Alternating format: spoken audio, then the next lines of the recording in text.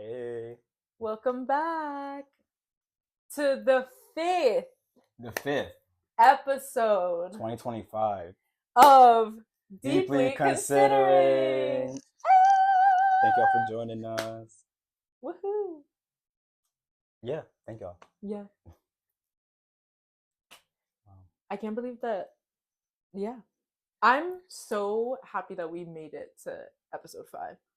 Like, I feel like Oh. that's so cool. Yeah, That, it's a good number. yeah, I didn't have like a number in mind of like how many we'd make in a year. Right. Like, that's not where, I don't think that's where either of us are. No, we weren't Like, clocking the numbers. yeah, like we no. need to have 25 out by 2025. No. But I remember when we were like coordinating for this, I Yeah. was like, oh my god, it's our 5th episode. Like, that's huge. Yeah. Like, now that we know like what it takes to do all this, I'm like, oh my gosh, that's huge. I was like really excited. I was like proud of us. No, it's cool to see how we've evolved in this way Yeah.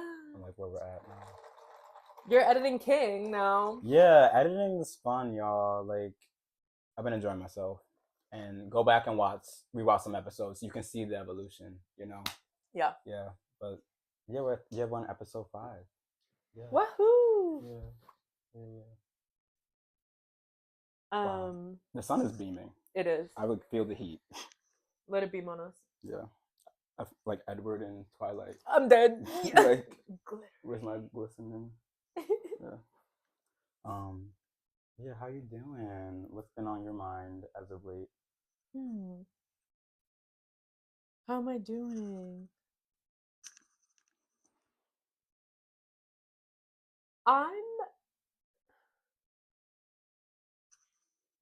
I'm really thankful right now and just like really, yeah, I think I'm just like sitting in like a puddle of like gratitude. Because I think this was a really like the end of the year always makes me like reflective. Like, I feel like December, I'm always like, dang girl, we gotta close these books. Yeah. Because a new one's gotta open for 2026. I was about to say 2027. And I think like something that I'm trying to do this December is like really lean into the fact that I'm closing the book.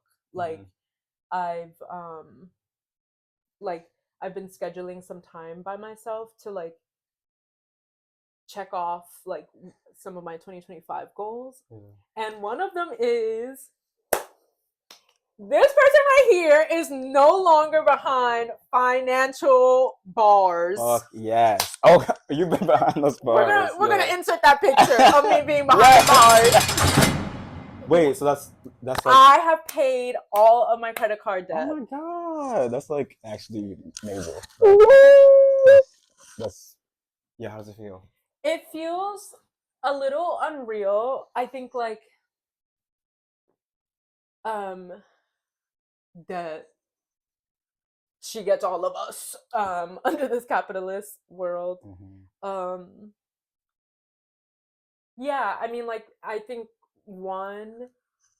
this has been a goal of mine before this year. Like, I have always been like, I don't want to be in credit card debt. I don't want to be in credit card debt.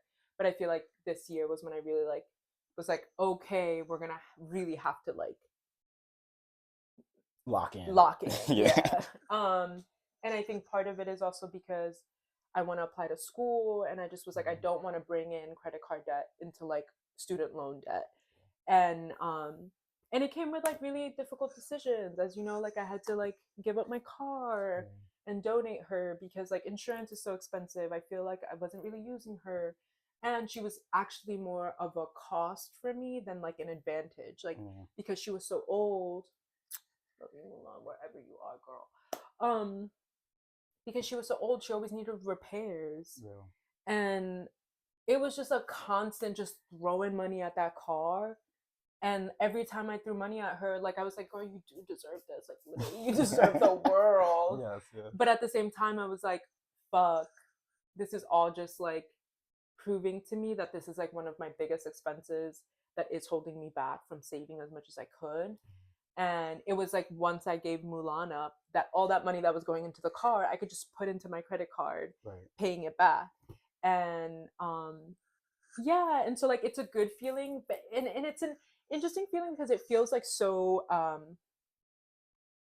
I don't know if the word is righteous, but I feel like I earned that shit. Like I Yeah. like you saw me Yeah. like having to say no to things because I was Mhm. like, sorry, not in my You budget. were Like doing the budgeting. yeah, The Excel sheets were active. excelling. Yeah. Like Multiple tabs open. yes. And even yesterday, like that's what I was doing. I was setting up my budget for 2026. And Mm. now like all the money that was going to my credit card, I'm like, what am I gonna do with that? And so like Wow. yeah, and so I'm starting a little fund for myself for like paying for school. And like I've been coming up with like different scenarios for how I'm gonna pay for school. And um yeah, and I was also working on like my personal statement because I want to update it. Yeah. I know I wrote one last like in the summer. Right. um but I feel like I have newer examples that would be better. Okay. But anyways, so like I've just been in like leaning into being like, okay, I want a vision board for 2026 and like set new goals and like um set up my budget now so that I can just like go into the new year and feel like okay, like I know exactly um where my money is going and like I'm not overspending. Um yeah, and since I have that big trip in January coming up, I feel like I really gotta, you could easily go astray again. Right. And so I Yeah. was like, I need to like start my budget now so that I know how much money I'm counting on when I'm not in the States anymore. And Wow. that's another like exciting thing. Yeah. That's cool. That's such an update. Yeah, yeah. Now, it feels like you're in like full Virgo Yes. organization Yes. vision board. Like, I don't have that journal with me, even though I have like 3 others. yeah. But I have like a little work plan for myself of like school, like this job application that I'm looking at that's I don't know what's going on there.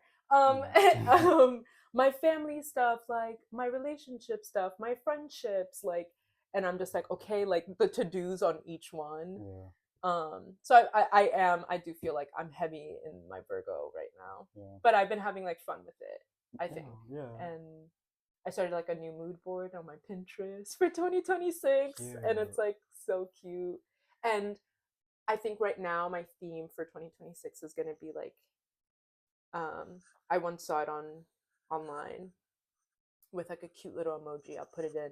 But it's like how can we lose when we're so sincere? And I think that's what I want my theme for 2026 to be, just like sincerity and like yeah. And I think a theme that's been coming up a lot for me right now is like I win either way. Like somehow the universe, my ancestors, like life, my friends, my partner, like have had my back somehow. Yeah. And like I haven't um fallen apart even when I thought I had fallen apart. And so like I'm really trying to lean into like trusting that like I can't lose and I'm trying my best. And if you try your best, you can lose. Question mark. So That's yeah. so beautiful. Yeah, so like I'm like deep in reflection mode and like deep in Virgo planning. And I think like what is like fueling that is seeing the result of it. It's like, yep, and that's like an important thing. Like I think it's really helped me build like self-trust in myself where I'm just like, okay, like look, you can do, like you can trust yourself with money. You can trust yourself with like big decisions. And that's a really cool feeling, yeah, in these very uncertain times. So I'm thankful and I'm happy. I'm so happy like we're recording. Yeah, no. It's been a minute since we've hung out. It's been a long time. Yeah. We've been away from each other. Yeah. Wow. So that's like where good I'm updates. Yeah. Like, I love that. You're debt free. Yeah. That's awesome. I still got student loans though. Oh, okay. Okay. Yep. Okay. Not completely debt free. We're getting there though. We are getting there. We're chipping away at the bars. Right. Like, right. We are. Yeah, the credit card debt one was like self-inflicted. You know what I mean? Like, I mean, so are student loans. But it's a scam. Credit cards are a scam. It's a predatory system. Yes. Yes. Yeah, and what's his name? Trump just like. What did he do? He just like or I guess like the Department of Education, who is literally run by the ex CEO of WWE, bro. Like, what is that woman doing in the Department of Education? But they just canceled like the Save program. Oh, now you're needing shade. Let me bust up the sunglasses. No, but I'll just get in Okay. a shady spot. But she just like canceled the Save program, which was the Save program? It's like if you pay your student loans for 10 consecutive years, your student loans are forgiven. Oh wow. Yeah. Wow. Yeah. They really want us to die. Yep. Yep. And they called it the illegal Save program. They love throwing that word around. That's the word of the year for the conservatives. Yeah. And so yeah. Damn. Yeah. Yeah. So still living the debt life, but less of it, which I'm happy about. Important. Yeah. Yeah. And now I'm set up so I don't go back into it. At least not credit card ones. Nice. It is gonna be looking like I'm gonna have to take out. Well, not take out, but I will be in debt. With that's cool, which is fine. I've made my bed. Yeah, like I've just like I've just like agreed that that's what's gonna happen, and it's like I don't care. I want to do it. We're chasing our dreams. Yeah. And my job has like a good reimbursement program for like for tuition. I'm like, yeah, you know what? Yeah, give it to me. Yeah. Give me that reimbursement. Yes. And I'm gonna try my best. So yeah. Cool. Reflecting on the end of the year mostly for me. Nice. That's awesome. Yeah. What about you? What about me? How are we? How are we entering the deeply considering portal together? Good. I'm good. I feel like I'm also thinking about how I want to show up in the new year. And I really want my red hair back. So we're gonna have to like get on that. Because when I dyed it, it was just like it felt like, even though like it wasn't like fully red, but it was like you could see it in the light. But like it still felt like it felt like playful. It was like, oh, I'm like becoming another person. Yeah. Like it just felt really transformative. Even that one, like it can be so small, but like just play a little bit with your aesthetics, you know? And like during that time also I was started playing with like eye makeup a little bit more. And it's just so fun to like I don't know, dip your toe into like the new things, or like new things that are just new things that are new. It's fun to like to change a little bit. And so I'm like missing my red hair, but we're gonna get on that. But during that era, it was also interesting to see like how it was cool to see who noticed and who didn't, you know. Because the real ones like Caro immediately noticed. Adana, shout out to Adana, noticed quickly. Shout out. Jeremy, not your Jeremy, but like but he did find out. But like the other Jeremy immediately found out. And I was like, you know what? Y'all the real ones. Like, but for y'all who didn't notice it, y'all on my list. Y'all on my list, because I'm like, some of y'all like I know it's like in the dark it's not that noticeable, but in the light, like that shit was like it was beautiful. It was out, yeah. So like it was warm. Yeah, so like I'm taking note of y'all who didn't notice, and because like if you're not noticing that, what else are you not gonna notice? Oof. If I showed up to work with a black eye, you're gonna notice? You're gonna say something? If I showed up 7 months pregnant to the event, are you gonna notice? Like, okay, you know? Also, you are king of the art of noticing. Yes, no, like that is one of your everybody, this is your reminder to take part in the art of noticing. You've taught me a lot about that. Yeah, and that can just spill into everything. Notice all the things. Yeah. And just like, be aware, So like, wanting my red hair, wanting newness, and what else in 2026? Yeah, I'm just a continuation of what I've already been doing. I feel like I've been on a nice road to myself. I've discovered myself. Yeah. And I just feel more like yeah, like rooted in who I am as a person, Mm. and not like yeah, not like I don't want to say apologizing for it, but yeah, not apologizing for it. Right. Yeah, and yeah, that's where I'm at. Period. Yeah. So 2026 Yay! is gonna have to watch out for us. They Yeah. tighten up Yeah. because we're coming in with budgets Mhm. rooted in who we are Yeah. with experimental looks. Yes. Wait, Yeah. actually, those are all great. Yeah. That's all you need. That's really. all we need, you know. And I hope y'all are making y'all's list of, Yes. you know, yeah, yeah, of ways to be in the new year. Yeah. If you acknowledge this as the new year, whatever. Yeah. Yeah. Because what's happening around this winter solstice is happening Tomorrow. Yeah, and The that winter solstice. and after that the days like get longer, right? Slowly. Okay. Yeah. Yeah. But tomorrow will be the shortest day and longest night, which is so cool. Yeah, I feel like the astrology girls talk about how it's a good time to like renew shit, like Yeah. take stock and like yeah, figure out what you're leaving behind in the new year. Yeah. Yeah. So yeah. Wow. Okay, what's one thing you're leaving behind in the new year? I have to think of mine too. Okay. Oh, you know what? I'm leaving behind. I feel like I was going to talk about this later, but I'm leaving behind. I'm trying to be more like when it comes to like the art that I consume and like who I'm giving my money towards. I've been trying to think about. Well, I've been also thinking about like who like understanding who the artist is like and what their values are and like just being like mindful of like who am I giving my streaming time and like my attention to because yeah, I feel like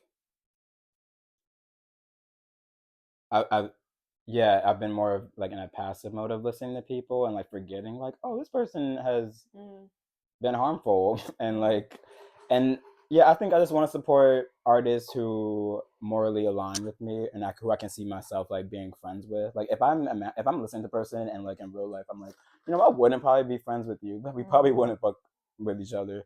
I'm like, why am I listening to you? Right. So yeah, I'm leaving behind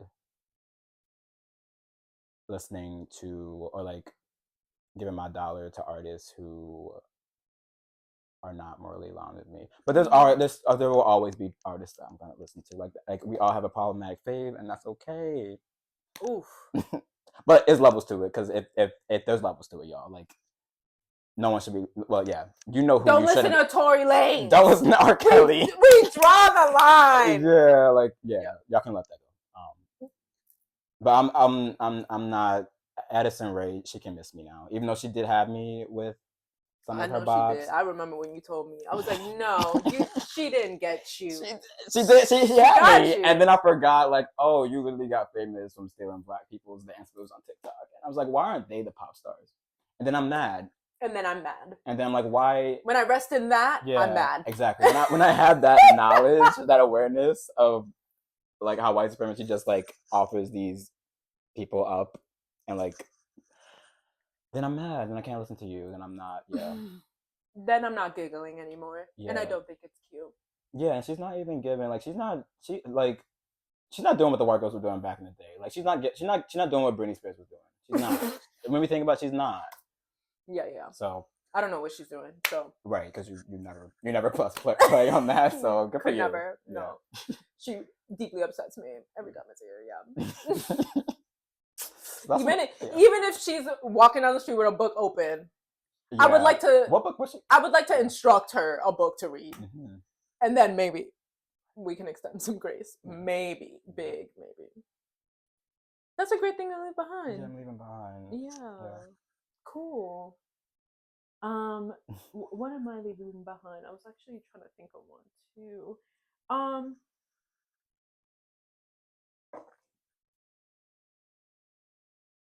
I think one of the things, well, obviously credit card debt. Yes. Leaving behind. Like that's an easy one. Yeah.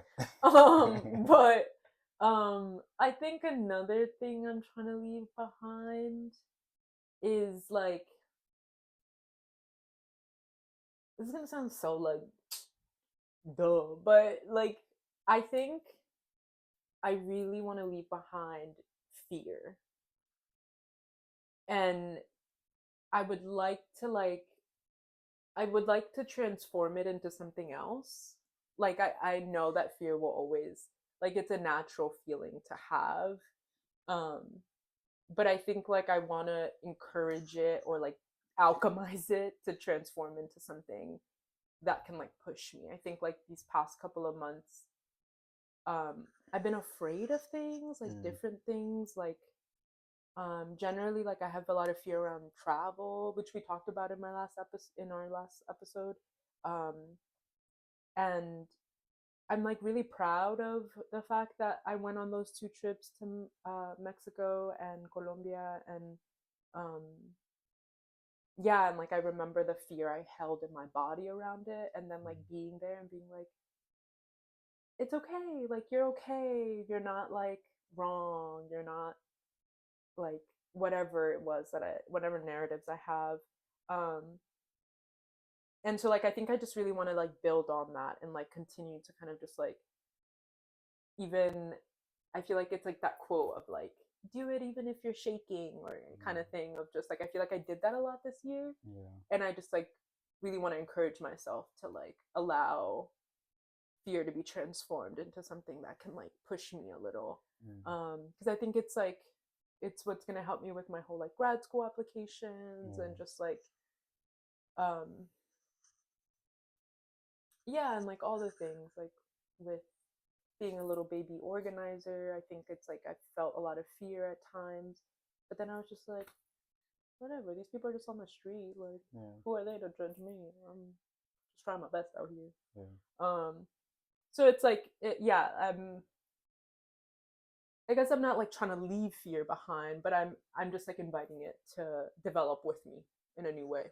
Yes. Into 2026. Yeah. Wow. Yeah. Cool. Yeah. Yeah. Yay. Yes. Yeah, because if there is a lion, I need to be afraid, so I know to leave. Right. Yeah. Like it's like that's self-preservation. Yeah, like we need, thank you, fear. Yeah. But if I'm like, oh my god, a lion, and I just stay, damn, No, not helpful. the lion's gonna get you. So yay! Yeah. I love both of the things we're leaving behind. Yes, me too. Yeah. No, that's truly one of my thoughts. Yay! So I yes. am subscribed to a beautiful magazine. Yes. Titled The Monthly Review, and it's an independent socialist magazine. And okay, this is the kind where you need the dictionary open with you. And you will be making notes in the margins. But it's so fun. I feel so nerdy. I feel very analog when I have this. And I connect over this with my 72-year-old neighbor. So yeah, I'm gonna keep reading. Cute connection and community. Yes. He was the one that actually like told me about this. And so I took this during my travels, because I was like, I gotta get through this. This is the October issue. We're in December, as we know. Yeah. But I did it. I like got through all of October, and it was so cool. I don't think I have it up here, but I found a Spanish version of it in Bogota of the monthly review, not the October issue. It was like a 1960s issue. Cool. And it is so beautiful. We're gonna insert a photo. Cool. It was unreal, and I had this in my backpack when I saw it. I was walking down the park to where I was staying, and people out there like had little shops, like little tables up selling books, selling like accessories, and I saw it, and I took my copy out of my backpack and I just gave it to the guy. I was like, and he was like, wow, that's so cool. And he was like, he couldn't believe like how young I was reading this. Like he was like, wow, like you're young reading this. And I was like, yeah, that's my shit. Like nice. Not just for the old heads. Yeah, and like I just was like, that is so cool. And so I'm really excited to dig into that one that I bought. But the reason we're talking about this is because I was reading one of these essays, and in the margins, I literally wrote deeply considering, and I was like, we have to read this. Yeah. And one, I read it to you when we were hanging out the other day, or on the phone. Yeah. And I was like, I want to read this to the podcast. They should know. Yeah. And so, just as context, this essay is about the connection between Marxism and philosophy, which I found this essay so interesting in so many ways. So it goes, what specifically are the tasks of Marxist philosophy? To feel the pulse of contemporary mentalities, to analyze the landscape of academic philosophy and theory more generally in terms of underlying presuppositions and overarching patterns, and to do the same in terms of contemporary intellectual culture generally. For example, in literature, film, television, drama, social media, mainstream news, and current affairs. It is also to excavate the buried ideologies that shape degree programs, academic publications, novels, television series, social media threads, and news broadcasts. Furthermore, it is to contextualize the battle of ideas within scenarios of contending socio-historical forces, especially class forces. Yes. Yes. Yeah, and then she goes off on the mental health crisis in a very real way. And that little part was just like, this is deeply concerning. This is why we did this. This is why we started this, to feel the pulse of contemporary mentalities. Us. Yes. Like the underlying and overarching patterns, us at the club, looking what's going on. And I just was like, she gets it. She gets us. And I just love that because she did use big words. She did use big words for what we're doing. Right. Yeah. And so I loved that. I got giddy when I read it. I was like, that's us. Us. Yeah. Us in the monthly review. Yeah. So that's my share, my quote. Yeah. Do you have any reflections based on it? Do you want to see it? Sure, I'll take a look.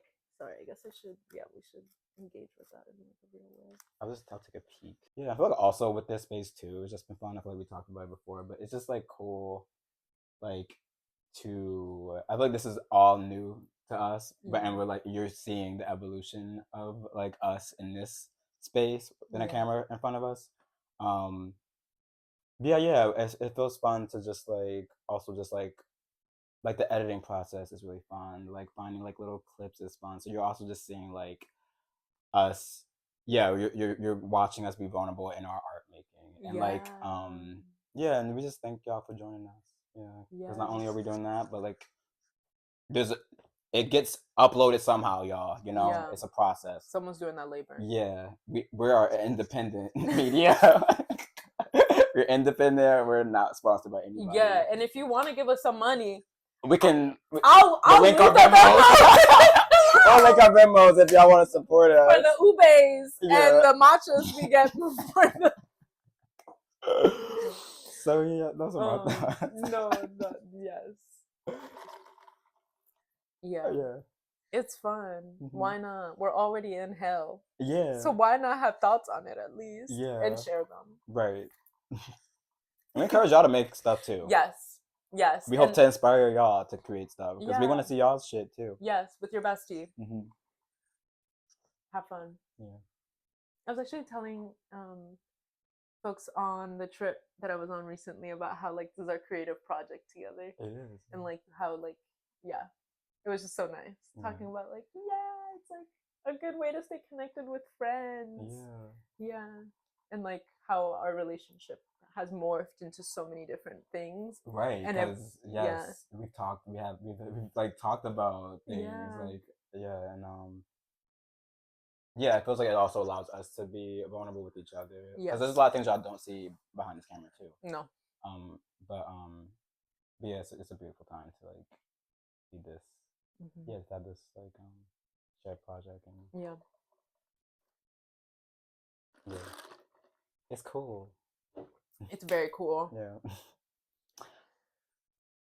So next topic. Andre?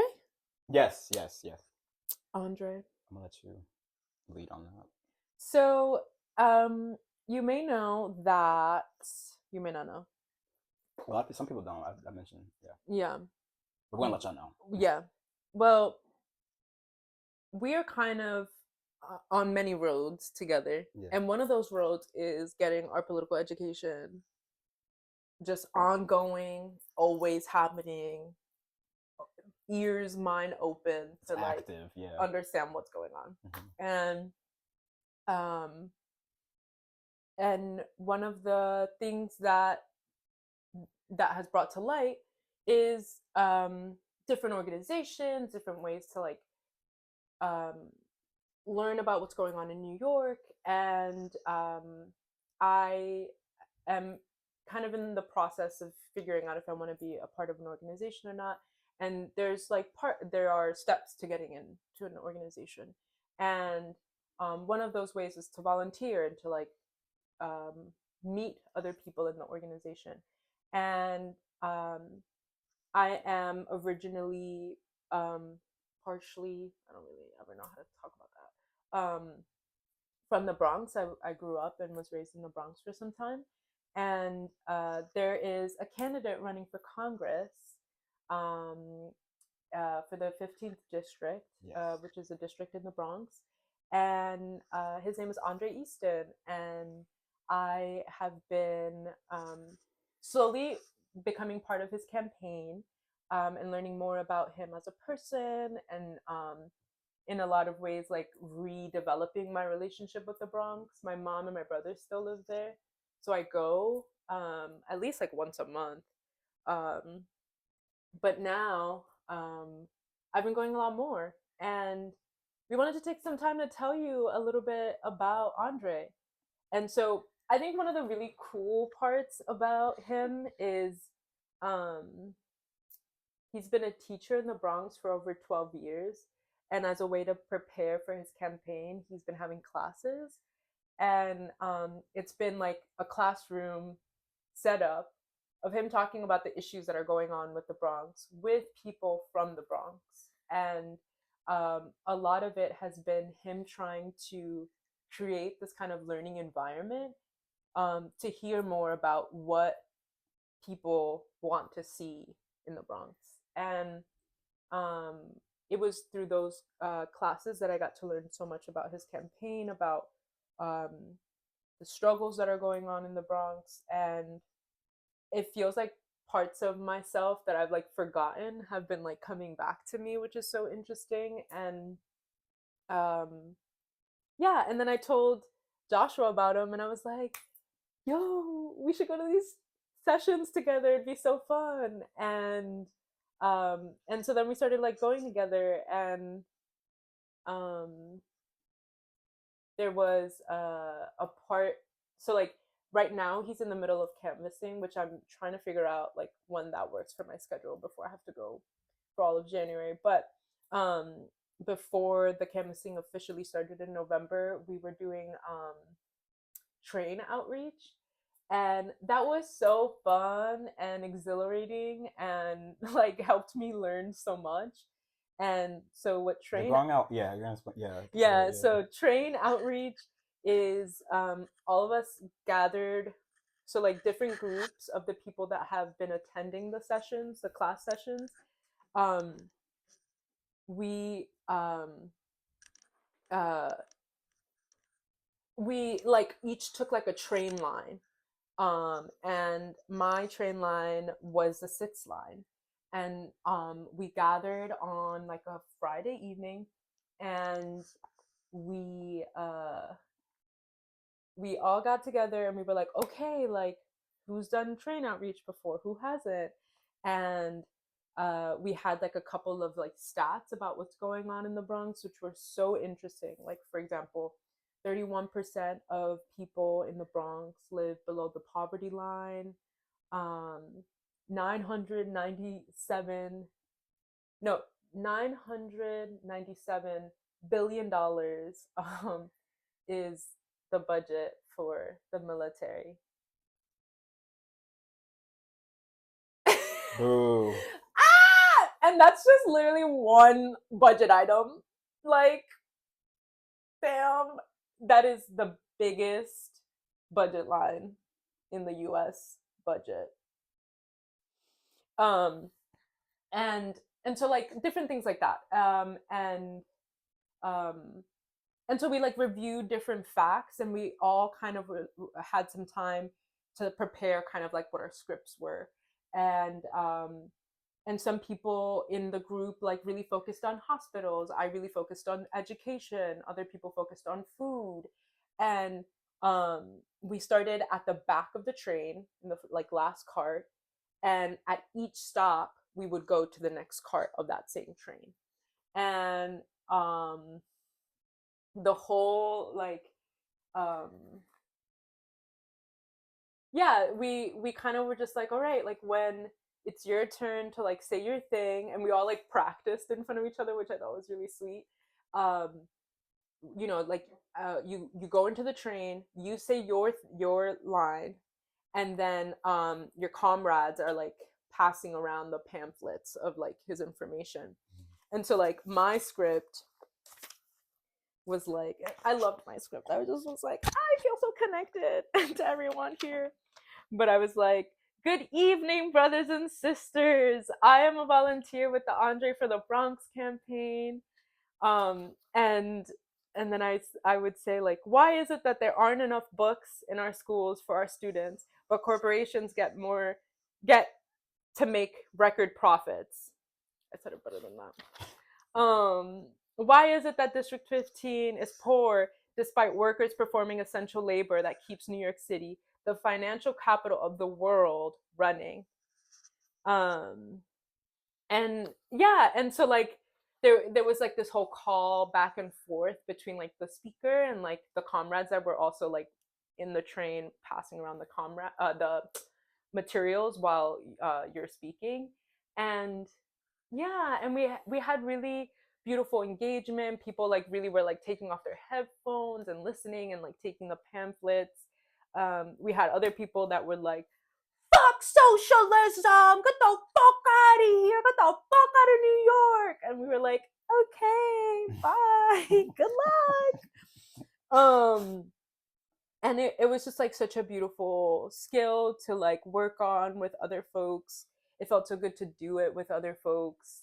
um we even got to engage with like some teenagers that like saw that we had a camera, so they were like, oh my god, are y'all doing interviews, like interview me. And then we were like, wait, do you live in the Bronx? Where does your mom work? And then we were like, okay, we need you to tell your mom about this candidate. Yeah. And it was really one of the comrades that was with us is a school teacher, and she did such a good job of like connecting with them and finding a way to, because she works with kids. Yeah. And that like, yeah, and she was the one that was like, like, what does it feel like that, when your mom has to check into like, or like clock in for her first job, and then like she has to clock into a second one, like, and and she was like how does that make you feel like as her kid?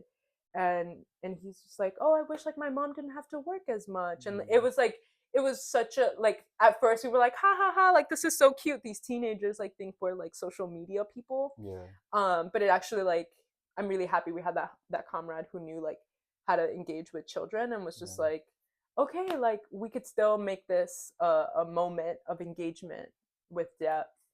um and it was so fun. And so like we rode all the way up, and every time we like left the cart we were like giggling and laughing. And sometimes like we would make mistakes, and like we would support each other. um and it was really really fun. um and um yeah, and so like I'm really intrigued to see um what else there is to do. I'm really hoping to continue to be involved. um and I know he's running his platform on so many things, and like I think it's something that I've been realizing, it's very different than like the mayoral campaign, where like I feel like Mom Donnie had to have like three kind of slogans: the free bus, the rent, the whatever. And with Congress, there's just like so many more issues Yeah. that Congress has control over, and so like it's just been interesting to learn more about that, just like even how a congressional run like goes, like what Yeah. it even entails. And yeah, I'm hopeful, and even I think like one of my biggest learnings from this year about like our little political education journey is I don't really think, of course, the candidate winning is what matters, like is one of the things that matters, is one of the things we want. Um, but I also think that having a base of people who you can mobilize is also a huge thing. Yeah. Like organizing is such a beautiful, hard thing. And I feel like in at my job, as a human in the world, a lot of people are like, what we need now is like a movement, a united movement that is like able to do something, to change something, to stop something. And I don't it's going to take a lot for us to build a movement like that. I think Mamdani is just one example of like him building a movement like that here in New York City. Um, but I mean more nationally, I mean more globally, um, because the far right is winning a lot of elections right now. And by winning, I mean like literally taking power, not even having fair elections. Um, that I think like it's it's just like a really another good thing other than just a candidate winning is being able to like bring people together. I think that's like really powerful and not easy to do. And so I'm just really looking forward to seeing that happen in the campaign and seeing building the skills to like learn how to move people in that way. Um, because I've noticed that a lot of like revolutionary work, yes, it's coordinated, but sometimes it's also so spontaneous. But if you're like locked in and you have like the movements that you're a part of, then it's easy for you to like be like, all right, well, this is like what we're all working towards right now. Yeah. And I think like I just want to figure out how to like be a part of that and continue to like be in there. And so that's like what's got me excited about it. It's just like I'm just happy to be there. I'm happy to support a candidate that I really believe in. He's so cute with like his family and his Yeah. kids. They're always at protests. Yeah, like um I just and it feels really good to like believe in someone and to know someone. And I feel like everyone's like, that's so naive, like like socialism. But I think it's actually really nice to believe in something so Yeah. much Yeah. that I'm gonna be outside for it.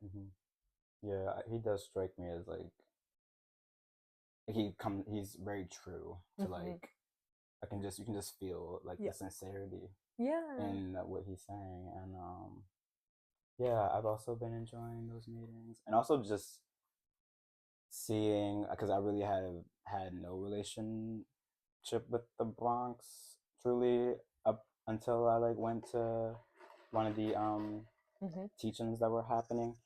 um but it's so interesting to like be on the 5 line, or like whatever the and just to see the demographic changes, Yep.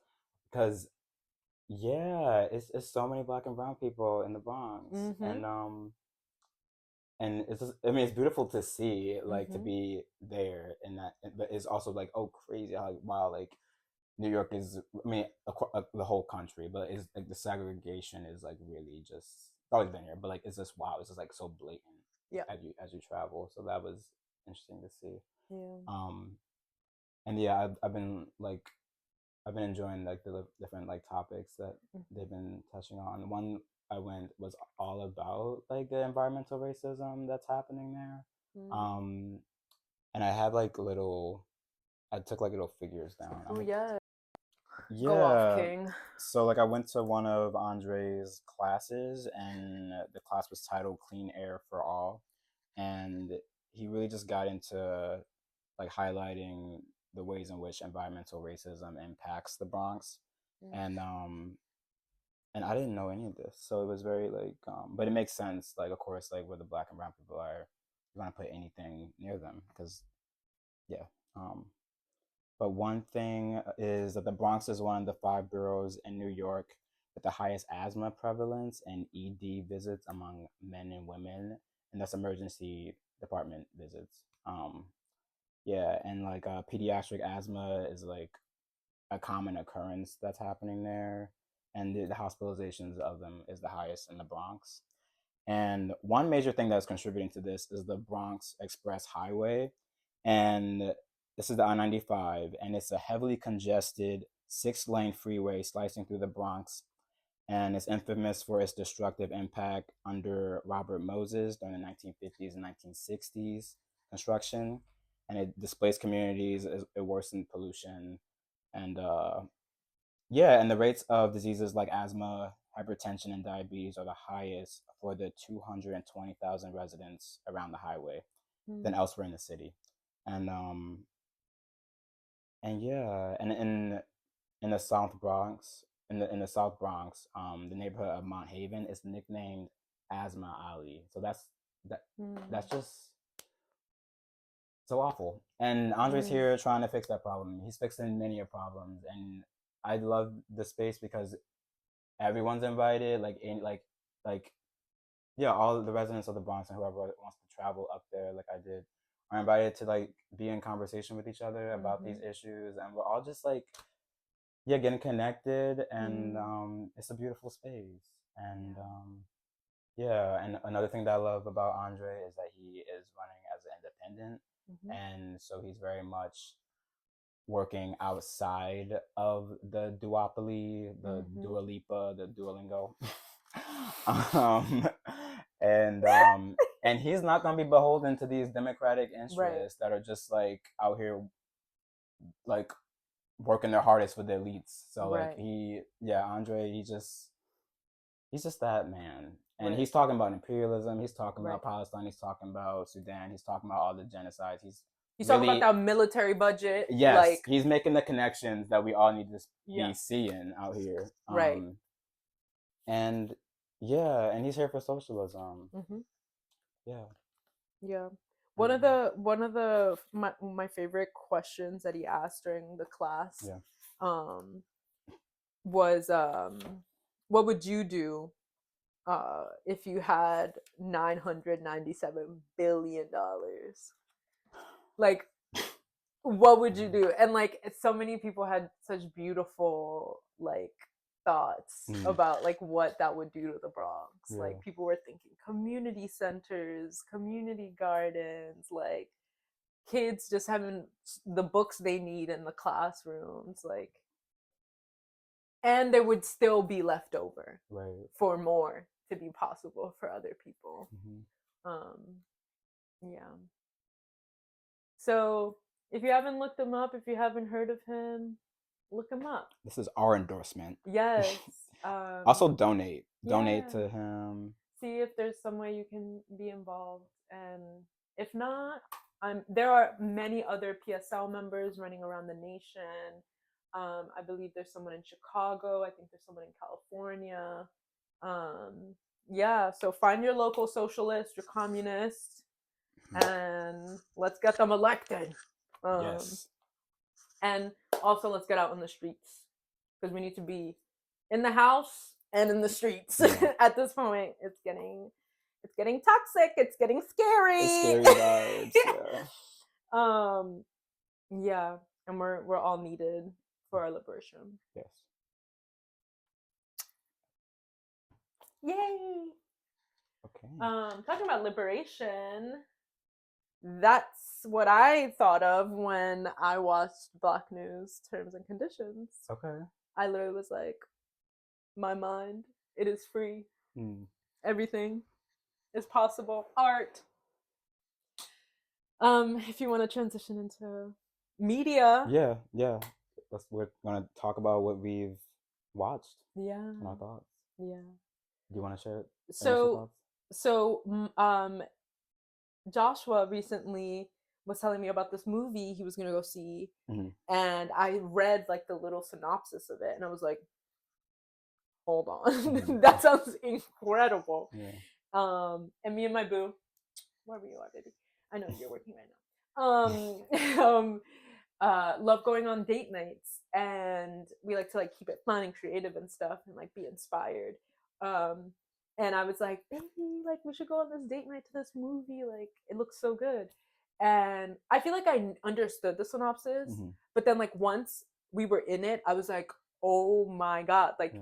and the synopsis is basically like what it is. It captures it. Yeah, like and I'm just like so happy that you told me you were gonna go see that movie, so I did not miss out on that because it was so good. It was. I mean, go see it. Go Yes, see it, and it just got extended here in New York. yeah, yeah. It was interesting seeing that movie. Like after it ended, um, because I think the movie. Well, skip ahead if you don't want a spoiler. I guess skip ahead like whatever 5 minutes. Yeah. But I feel like it did a good job at like in the beginning. It has like the kind of like the disclaimer that this is gonna be like a very like non-linear consciousness, like very like Decolonize that timeline. yeah, and it like it kind of just like makes sense of what you make sense of it kind of Right. vibe. So very like experimental in that way. Yeah. Um, and at the end of it, like it incorporates like one of my favorite moments was well, there's a lot of cool moments, but SZA's music is incorporated in that. That was I need that record now. Like what was that song? Oh, I have it. I can send it to you. Did you find it? Like midway through it, I was like, "Oh, I'm taking out my notes," and Oh. I started writing things down. I started shazamming Yeah. songs. Oh, Like, I was like, you "I'm like sorry, Shazam. but I can't." Yeah. I will listen to it Okay. after this, and we'll put the link in the bio. Okay. um yeah, I love Sadia Hartman. I have 2 of her books that I have not finished, but I'm gonna in 2026 I'm gonna finish I those remember you books. reading Wayward Lives, yeah. yes. And I'm forgetting the end of it. But I also have Scenes of Subjection that I have to get through. But she is a dense writer. But I loved her like there's a part when she's talking about something and I'm just like, yes. Yes. I have but- something to share about that. Okay. In my part, yeah. Cool. Because I love that part too. Yeah, for She ate. yeah. It was interesting because I was in conversation about this movie at the end of the movie with folks, and people had their critiques of it, you know, and it did like I'm open to hearing critiques, and I'm open to like those critiques like changing my like like relationship with that movie because at the end of it I was like okay like I'm here for it like that was cool like yeah and then like overall but then like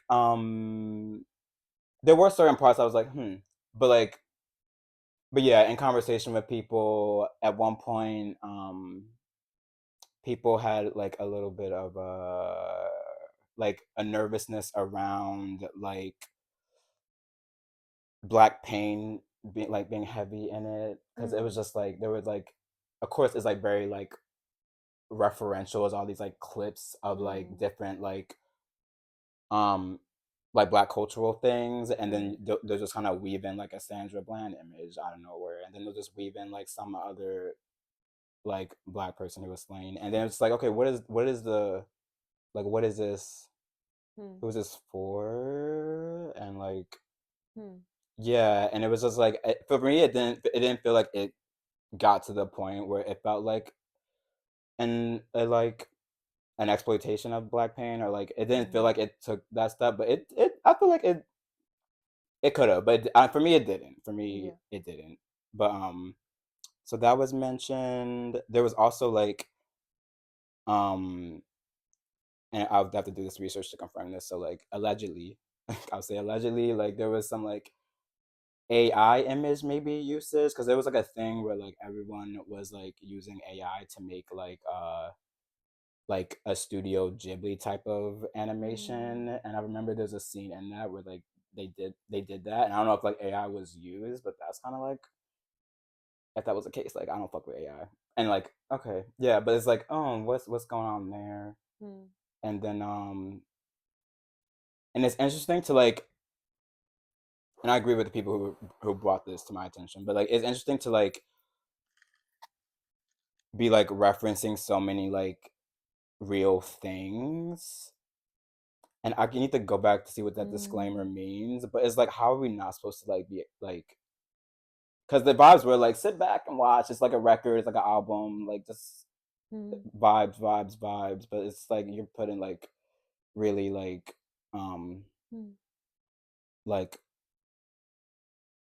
like provoking emotionally like real shit like throughout this, and like how are we not supposed to like connect. So it was like, yeah, and it's just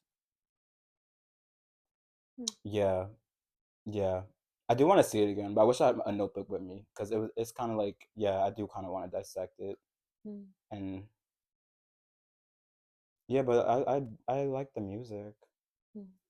And I did take their note on like, oh, I'm just gonna sit back and vibes. But but yeah, yeah, yeah, I would like to see it again. Maybe we will Yeah, this week. yeah. Do you have thoughts on it? Yeah, I loved it. I really, really loved it. Part of me is like, there is a very honest part of me that's like, am I not allowed to critique it because I'm not a Black person? Yeah, That's real. yeah. But there is a part of me that's like, that doesn't agree, I think, with a lot of what like these other folks were voicing.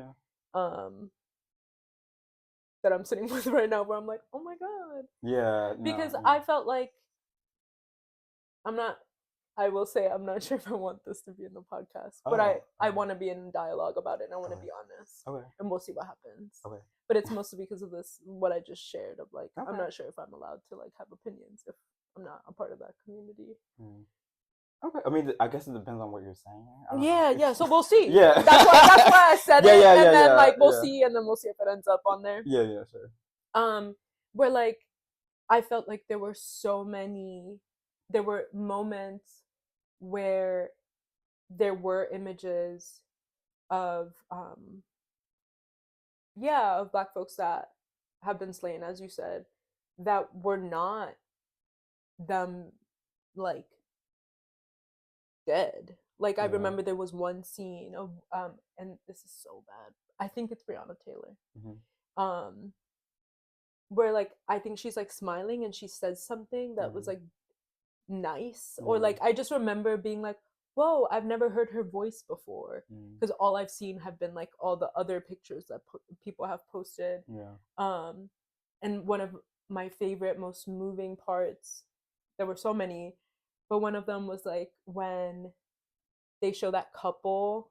And like I loved that so much. And and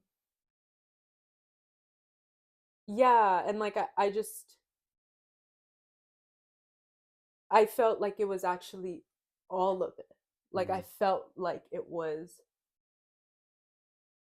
the good and the bad of like, or not the good and the bad, but like the pain and the non-pain. I didn't feel like it went too into pain. And I really there are parts of me that like really want to push up against the idea that like that pain is like a thing we shouldn't see, or like be truthful about, or like realistic about the fact that it exists. And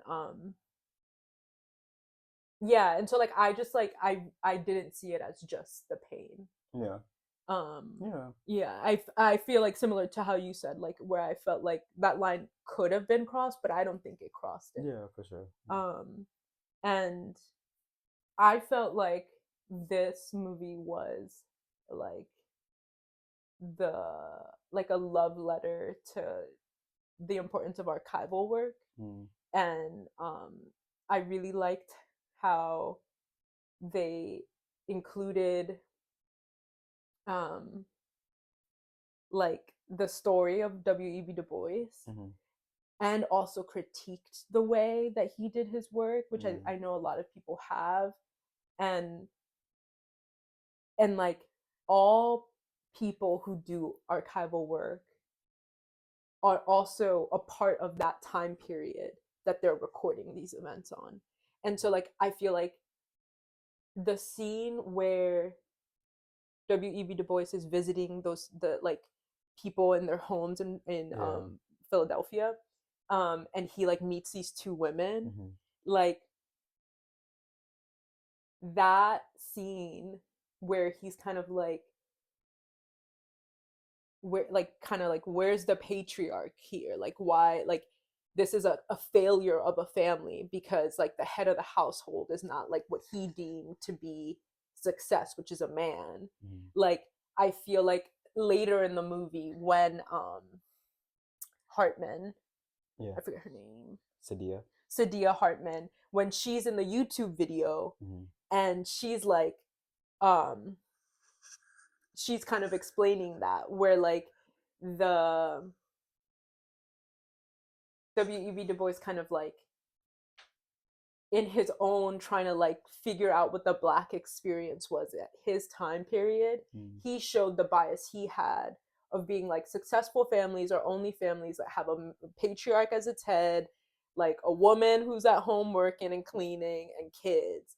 And like in his archival work, he showed that like he was setting this white standard for Black families. And I feel like Sadia was, and I think that's what she does in that book, which I haven't read, but it's kind of like the clip that he included in the movie made me think of, where she was just like, Black life has looked many different ways for many years. And when we set it to this patriarchal standard, then it like we erase so many other ways of being. And I feel like Khalil Jamal Joseph, what's his name? The director? I don't know. Damn, Khalil, I know is his last name. Okay. Something with a J is his first name. But I feel like the director of the movie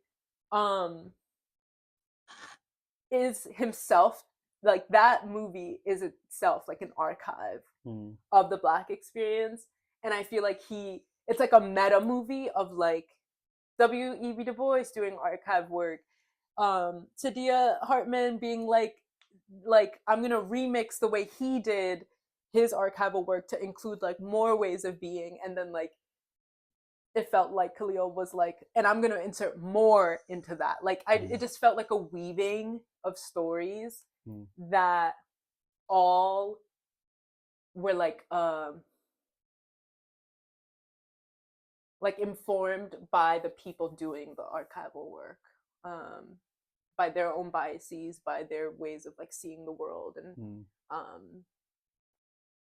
and I just thought it was like a really cool, creative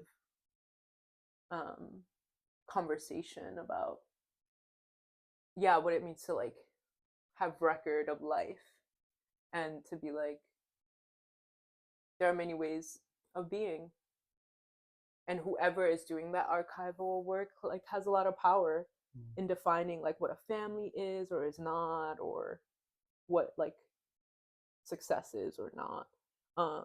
And so like that's like what I took about it, like big on the archive.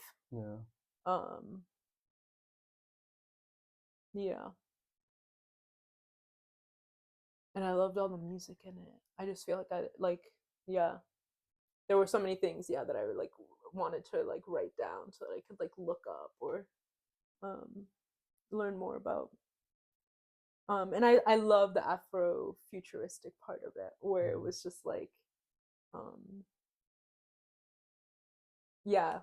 a continuation of like Marcus Garvey's like Starline, kind of like, I don't know if it's a company, like ships.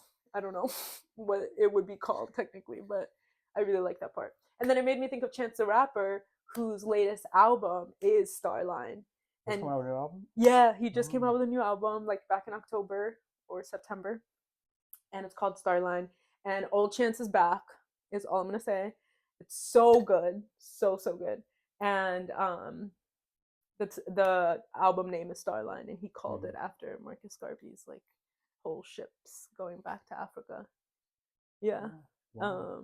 And so like I just like loved seeing that kind of like connection, because I recently saw an interview with Chance where he talked about why he called it that, and I was like, oh my god, that like I just heard about that in the movie, so it's like crazy that these things are like all like connecting. Yeah. Wow. Yeah. Cool. Yes. My only other critique something that I noticed was like there's a moment where they like touch on like the native people of this land, and it just felt, it was just so quick, and it was just it low-key felt like a land acknowledgement to me.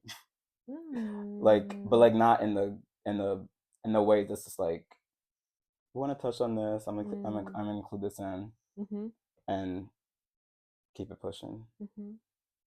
That was my only last critique. That was like, what was, yeah. Wow.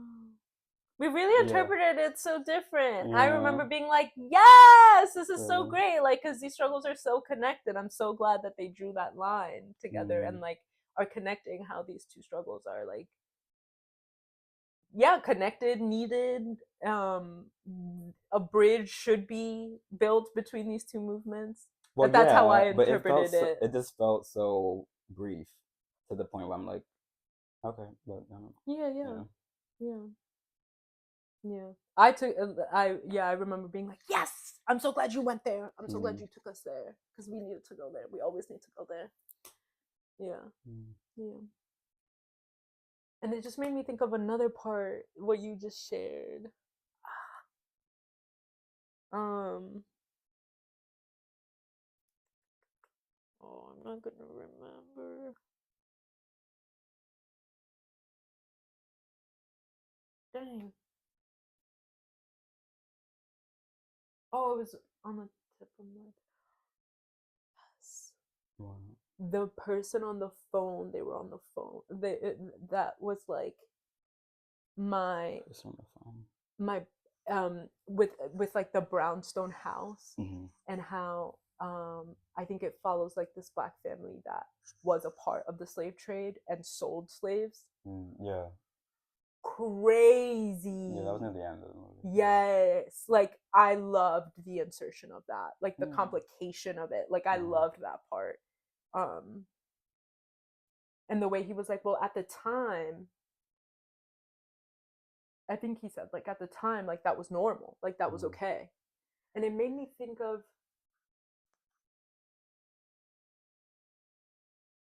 was it what Claudia said? It made me think of something that we recently heard. But now I don't remember. But anyways, I found that part interesting too. And people are also talking about like the absence of certain figures in music or like culture was like interesting. Like some people thought it, like people I talked to thought it was like a choice to not have like any reference to like a Kanye figure. Like why wasn't he like involved when he has such like a big like while he is that man, but he still did have like a big impact in like making like avant-garde like giving like hip hop like avant-gardeness that they like made a reference. Yeah, it was just yeah.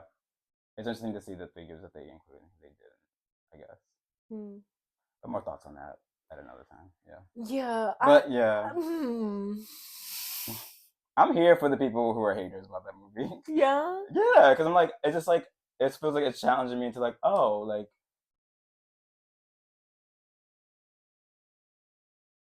I feel like so quickly when that movie ended, I was so like, that was amazing, movie of the year, yada yada. But then like it kind of challenges me. It's like, you know what? Let me take a beat and reflect. And yeah, I guess that's something an interesting feeling. When moments like that, I was like, oh, I did remember me loving it. And as soon as I heard other people's opinions, I was like, oh, I didn't. You know what? I did not consider that. And now I'm thinking about it, and yeah, divisive movie, but not really. Well, yeah, in a way. But go check it out and make your own opinion. Yeah, it was beautiful. Support art. Yeah. Oof, Wicked. Oh, 2 sentences about that. I feel like, oh, like you want to. I can share my. Yeah. Shout out to Wicked. Yeah, we also watched Wicked, and I didn't like it as much as the first one, but I was like generally like satisfied because I think I just um it felt very much like a continuation, like the second half. You know, like I think I love like an exposition. I love like introduction of characters and like all that fanfare around it. So when so I knew that part was like kind of missing from the second part because it was like the second half. So it just felt like I wish they just made it one big movie in a way because it's like there's like a pace to it, and like feel like the second one just has less like moments that really touched my heart. Like I don't think I was moved as much as I was with the first one. Right. But I did like this is just the Wicked to play, I guess anyway. But like I do like the like I even though like the story of the Yellow Brick Road girl, what's her name? Dorothy. Oh yeah, even though I'm not a big fan of that, I didn't grow up. I mean, I've watched like, but that story never held my heart. But like, it was cool to see like how Wicked like gives these characters origins, like the Lion and the Scarecrow and the Tin Man. Like it's cool to see like how they were able to like write in these like backstories and like to see like how her man's is like the Scarecrow now, right? Yeah. So I think I like that. And I also love that they were fucking in that movie. I didn't think they would be fucking in that movie. Elphaba was getting it in. She long deserved for Elphaba. She's been fighting a long fight. Yes. With her cardigan on.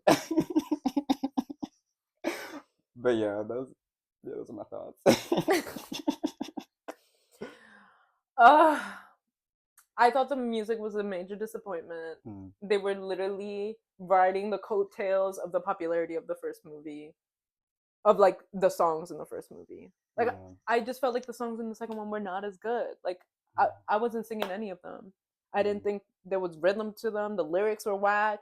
Like I was listening to them and I was like, what did you just say, girl? Like what?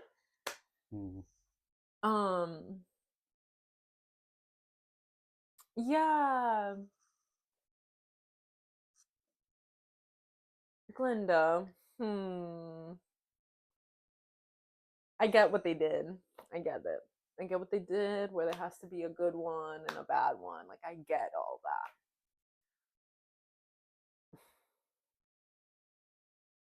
But like I didn't feel bad for Glinda. I didn't feel bad for her. I didn't feel her struggle. And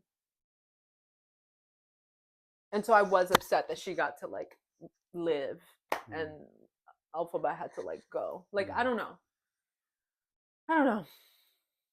I just didn't love it. I left and I was like, thank God, it's over. Yeah. Which is not the way I went in. I was so hyped. I was ready to be blown away. Yeah. But Glinda just pissed me off. I wanted them to give Elphaba better songs. And you know who really pissed me off? Who? Elphaba's sister. Yeah. Pissed me off. Yeah. No solidarity with her sister. No connection. No like, wow, you really looked for like out for me like my whole life. You really supported me. Let me do the same for you. No.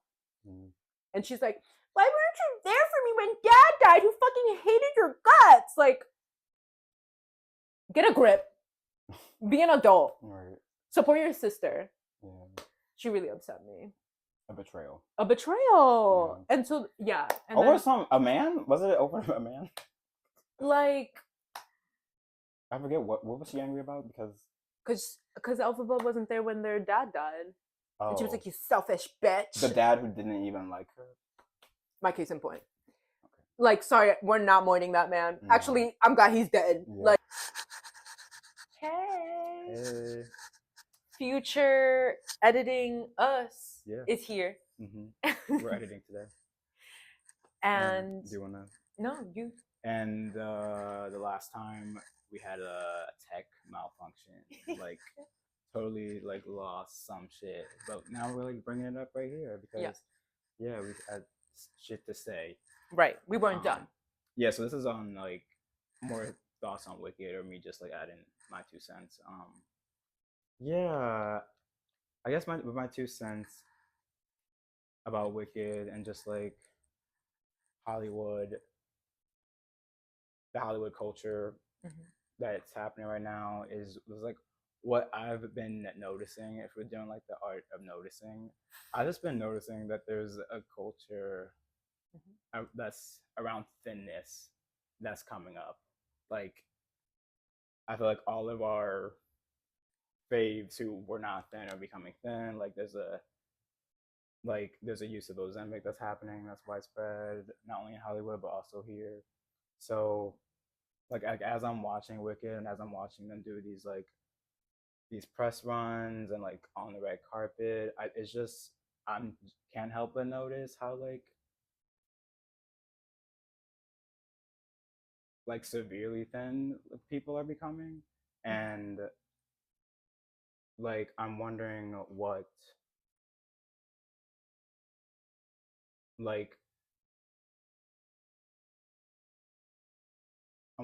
that is doing to like people's psyches as they like watch these movies and like and idolize these celebrities and yeah, so that's what I'm concerned about, because I remember you actually told me that like after challenges came out, how like the demand for tickets for like the is it Wimbledon? Not Wimbledon. For tennis, yeah. Yeah, what's it called? For the US Open or something like that. Yeah, one of those. US Open, how those tickets, like the demand for those tickets like spiked. Yeah, and also prices went up. Yeah. Like supply and demand. Right. They were like, you know what? The girls want to go watch tennis, and I want to profit. Everyone wanted their challenges moment. Right. And like. And we all saw Ari there. Oh, I don't. Oh. I didn't know she was there. Okay, she was there, and that's where she was first spotted without her ring for her husband at the time, and she went with the man who plays what's his name? The man who plays Piero. Okay. Yeah, she went to that without her husband. Sorry, that's when news broke out that she was back on the block. Right. So like that crossed my mind when I'm thinking about Wicked, because in the same way that those ticket prices spike, I can't help but think that like the spike in people, the usage of like Ozempic or like disordered eating can like spike from the images that we're seeing. Right. Yeah. And I feel like it's just this movement that we're seeing is also like linked to like the rise of, I'll say like just bold face fascism, because the US been fascist, but it just feels aligned with that. It just feels like more of this like fascistic culture of like control and just the beauty standard moving further and farther away, where like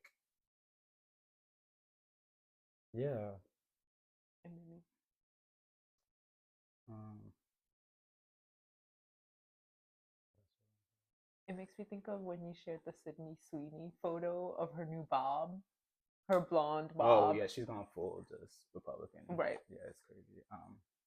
Yeah, but I'm just saying, like, it feels like body positivity has been thrown out the window. Like, like they pushed her out the door. Yeah.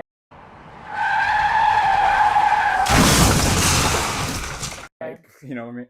And yeah, I mean, I feel like I'm even seeing it in like in little ways. There's this thing, like for example, there's like this thing called mewing that people are doing, which is like a facial thing where like I feel like it's like it feels like a facial pose where like you're like making your like that yeah. thing. It's called mewing. And I feel like everything's just going towards this like sharp and thin and like white. yeah, small. Like it's Yeah. just I'm just saying that, And I will yeah. say, and that's on for women.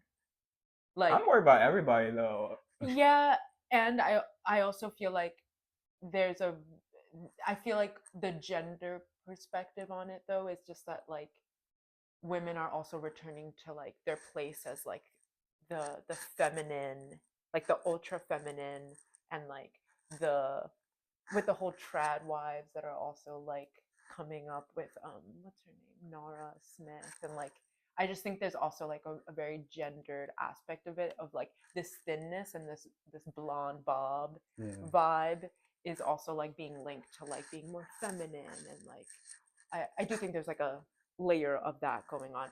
Although yes, for No, everyone. I feel like no, for sure. Like I'm definitely worried about like my niece seeing that movie. Like I would not take her to see that movie. Yeah.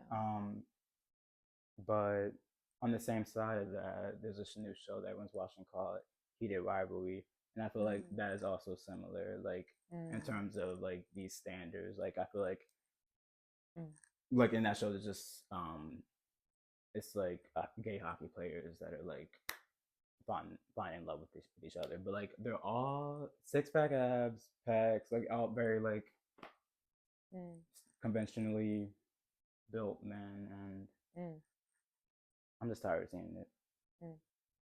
I'm just it's been done. Like Luca Guadagnino has made enough of those movies. I'm tired of it. So yeah, because I know the gay men that watch that show. They like some who watch that show are now like, oh, let me get to the gym. Like it's just clearly it's impacting our psyches, and I think we should be thinking about it. Yeah, and those are my 2 cents that I wanted to talk about. Yeah. Thank you for sharing. Yeah. I've been watching a couple of videos about similar links people are making, and something that was really interesting that I saw a YouTuber talk about is how it felt interesting to have I don't know if you saw, but the Victoria's Secret show happened again this year, and for some years they had stopped it. Oh. And a lot of people talk a lot about the Victoria's Secret fashion show because it's always just like thin, beautifully, like just beautiful women. And this year they had like NBA players or WNBA players. Is that what it's called, right? They had influencers, like they had like a bigger range of people, like that are not the regular Victoria's Secret models. Really? Yeah, and everyone was like, "Wow, like that was surprising." Like I was behind Victoria's Secret. Right? Let me give him his cookies. Right? Like everyone was just kind of like, "Wow, like that was." It's just so counter what everyone else is doing, which is like leaning heavy in the cigarettes are back.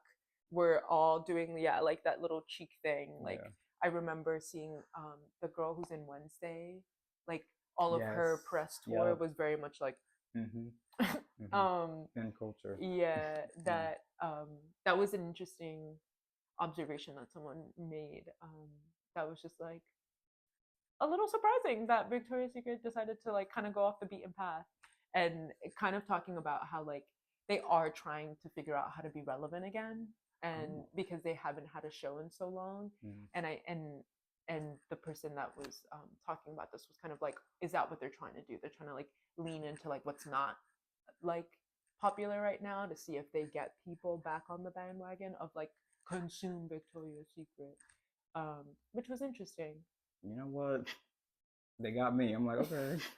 And it was so funny. I saw some commentary on it of people being like, why are people, because they were not models that were walking it, and then people being like, why is she stomping down the runway like that? And I was just like, damn, we can't have nothing nice.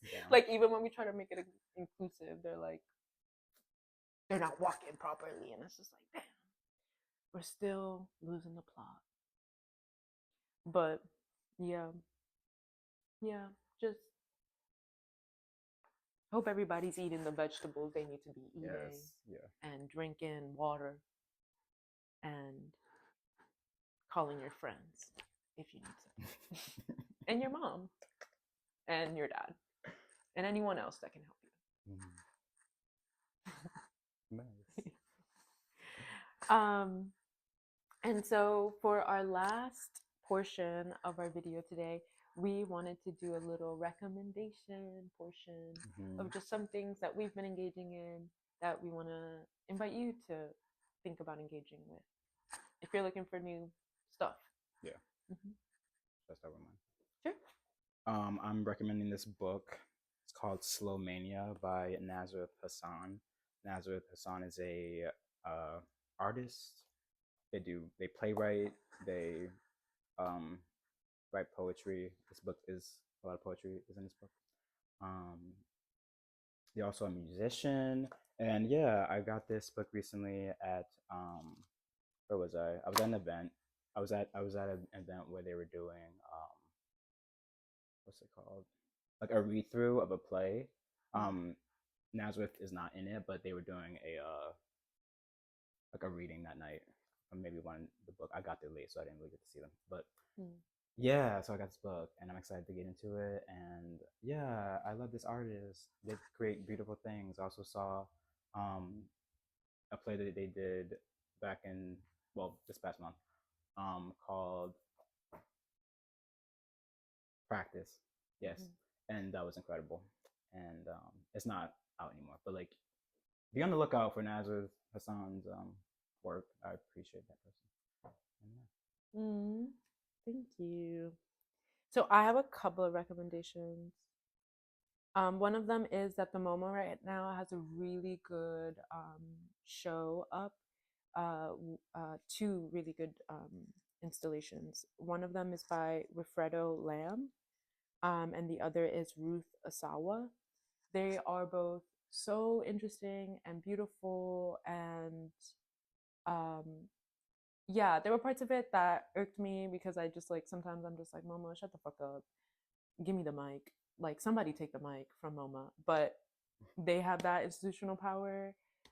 So it does feel a little dystopian to have like Wilfredo Lamb, who is a Cuban artist who is very much talking about decolonization and like, yeah, how to create a different reality through art and how it's an artist's kind of like responsibility and duty to do that and to create a new world in MoMA that is like has just like a record of like not paying its workers and like they've had strikes and stuff. So it was a little dystopian to walk in and like see so much of his work connected to decolonization and then like see it at the MoMA.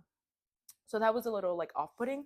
But if you know, I'm trying to scam the MoMA. So on Fridays they have free nights, so you can go and catch it for free any Friday night. And I think they're both around till March, so you should try and catch those. And then my other recommendation is I wanted to share the SZA song, and it's Telekinesis by what's his name?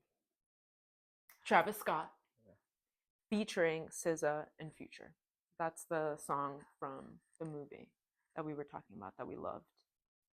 And then my last recommendation is do not isolate, call your friends. If you're having a hard time, trust that it is not a burden and that your friends want to know and support you. Because I feel like I had a lot of moments this past December where I leaned into reaching out to friends when I was having a hard time, Joshua included, and all my friends always showed up so beautifully. And while I was traveling, I had a moment like that with Rhea.